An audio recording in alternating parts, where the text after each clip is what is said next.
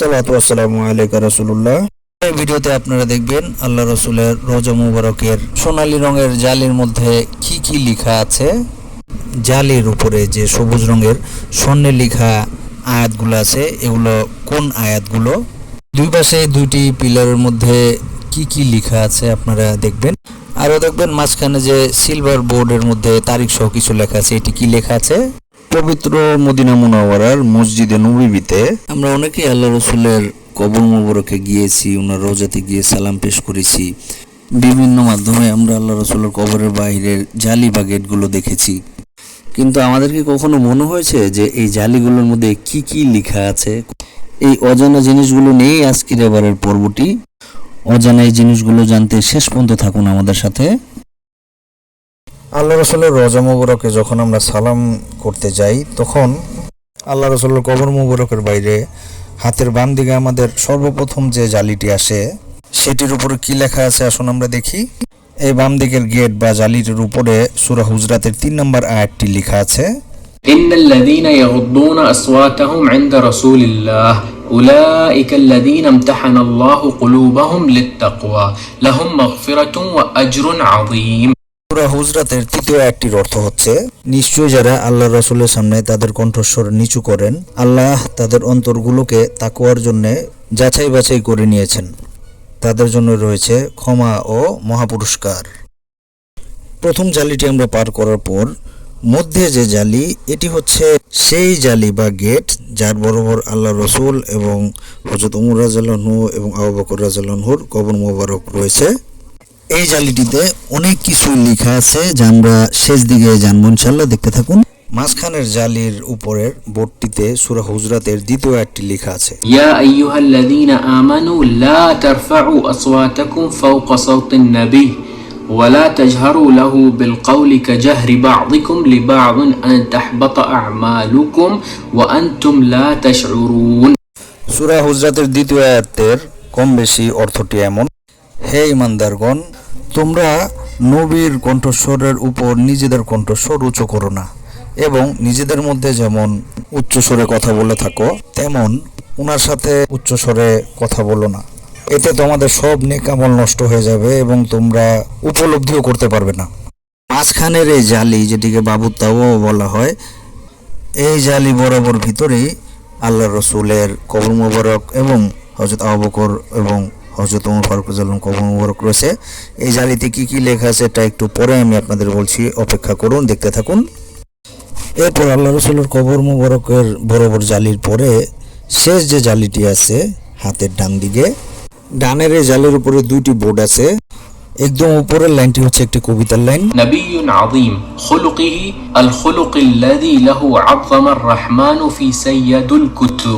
এটির অর্থ হচ্ছে মহান নবী, ওনার আখলাক সেই আখলাক যেটির সম্মান স্বয়ং আল্লাহ সর্বোত্তম কিতাব কুরআন করিমে করেছেন। নিচের এই সবুজ বোর্ডটিতে সূরা আহজাবের 40 এবং 41 নম্বর আয়াত লেখা হয়েছে, মা কানা মুহাম্মাদুন আবা আহাদিম মির রিজালিকুম ওয়ালাকিন রাসূলুল্লাহি ওয়া খাতামান নাবিয়্যিন ওয়া কানা আল্লাহু বিকুল্লি শাইইন আলিমা। ইয়া আইয়ুহাল্লাযীনা আমানু যকুরুল্লাহা যিকরান কাসীরা। সূরা আহজাবের 40 এবং 41 নম্বর আয়াতের কম বেশি অর্থ, মুহাম্মদ সাল্লাল্লাহু আলাইহি সাল্লাম তোমাদের মধ্যে কোনো বালেক পুরুষের পিতা নন, বরং তিনি আল্লাহর রসুল এবং শেষ নবী। আল্লাহ সর্ববিষয়ে সর্বজ্ঞ। হে মুমিনগণ, তোমরা অধিক পরিমাণে আল্লাহকে স্মরণ করো। আল্লাহ রসুলের কবর মুবারকের ঠিক বাইরের এই জালিতে কিছু গুরুত্বপূর্ণ বিষয় সন্নিবেশিত আছে, দেখতে থাকুন। এখানে 3টি বোর্ড লাগানো আছে, দেখুন। এখানে লেখা আছে হুনাস সালামু আলা রাসূলুল্লাহ সাল্লাল্লাহু আলাইহি ওয়াসাল্লাম। দ্বিতীয় বোর্ডে লেখা হুনাস সালামু আলা আবি বকর রাদিয়াল্লাহু আনহু। আর তৃতীয় বোর্ডে লেখা হুনাস সালামু আলা ওমর বিন খাত্তাব রাদিয়াল্লাহু আনহু। এখানে একটা জিনিস লক্ষণীয়, এই জালিতে এই বোর্ডগুলো এবং এই ছিদ্র জায়গাগুলো দিয়ে চিহ্নিত করা হয় যে আল্লাহ রসুল এবং সাহাবাজমেনদের কবরগুলো এই বরাবর। আমি যতটুকু জানতে পেরেছি, আল্লাহ রসুল সাল্লাল্লাহু আলাইহি সাল্লাম এবং হযরত আবু বকর সিদ্দিক ও ওমর রাদিয়াল্লাহু আনহুর চেহারা মোবারক জালির এই ছিদ্রগুলোর বরাবরই আছে। রওজা মুবারকের এই জালিগুলোতে দেখুন দুইটি মেহরাব বানানো আছে। ডান দিকের মেহরাবটিতে লেখা লা ইলাহা ইল্লাল্লাহ, মানে আল্লাহ ছাড়া কোনো মাবুদ নাই। আর বাম দিকের মেহরাবে মুহাম্মাদুর রাসূলুল্লাহ লেখা আছে, মানে হযরত মুহাম্মদ সাল্লাল্লাহু আলাইহি সাল্লাম আল্লাহর রাসূল। এর ঠিক নিচে লেখা আছে দেখুন লা ইলাহা ইল্লাল্লাহুল মালিকুল হাক্কুল মুবিন। এটির মানে হচ্ছে আল্লাহ ছাড়া কোনো মাবুদ নাই, তিনি প্রকৃত মালিক, সবকিছু প্রকাশকারী। আর বাম দিকে লেখা আছে দেখুন মুহাম্মাদুর রাসূলুল্লাহ সাদিকুল ওয়াদিল আমিন। এর মানে হচ্ছে হযরত মুহাম্মদ সাল্লাল্লাহু আলাইহি সাল্লাম আল্লাহর রাসূল, যিনি অঙ্গীকার রক্ষা করেন এবং যিনি বিশ্বস্ত। জালের মাঝখানের নিচের দিকের অংশে দেখুন এই কথাগুলোই লেখা আছে লা ইলাহা ইল্লাল্লাহুল মালিকুল হাক্কুল মুবিন। আর এর নিচে লেখা আছে মুহাম্মাদুর রাসূলুল্লাহ সাদিকুল ওয়াদিল আমিন। আল্লাহ রাসূলের রওজা মুবারকের এই জালির ঠিক বাহিরে দুটি পিলার বা খাম রয়েছে।